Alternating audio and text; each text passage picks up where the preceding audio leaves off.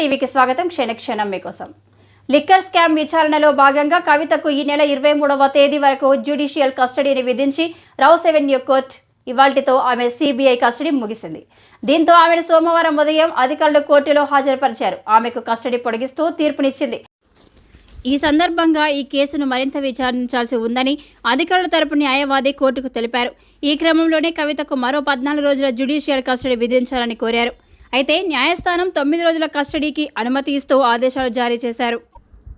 Court ఆదేశాలతో కవిత మరోసారి తీహార్ జైలుకు వెళ్లనున్నారు. మరోవైపు కవితను కలిసేందుకు ఆదివారం రోజున ఆమె సోదరుడు BRS party working president KTR తన భర్త అనిల్ ఢిల్లీ వెళ్లారు. ఆదివారం సాయంత్రం సమయంలో కవితను కలిసి ఆ ఇద్దరు మాట్లాడారు.